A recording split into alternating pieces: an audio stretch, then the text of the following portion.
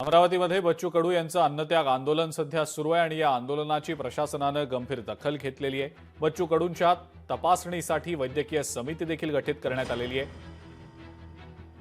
जिल्हाधिकाऱ्यांनी गठीत केलेल्या या वैद्यकीय समितीला आता बच्चू कडू यांच्या प्रकृतीची काळजी घ्यायला सांगितलं गेलेलं आहे। या समितीमध्ये 3 सदस्य आहेत। हे पथक दिवसातनं 2 वेळेला बच्चू कडूंची वैद्यकीय तपासणी करेल।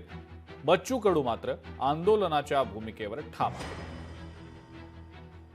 काल आमच्या विनंतीला मान देऊन श्री बच्चू भाऊ कडू यांनी आमच्या समोरच मेडिकेशन घ्यायला जे गोळ्या घेण्यास त्या ठिकाणी आम्हाला सहमती दाखवली आणि सर्वांसमोर गोळ्या ह्या त्यांनी घेतल्या आणि त्यांच्या प्रकृतीची आपण त्या ठिकाणी अतिशय काटेकोरपणे लक्ष ठेवून आहोत।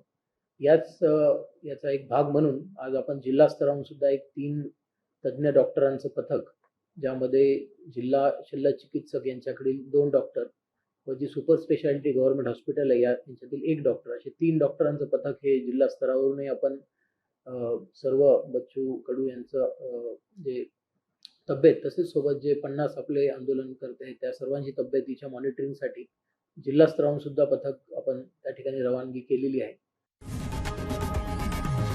लोकशाही मराठी ऐका, पहा, जागरूक रहा।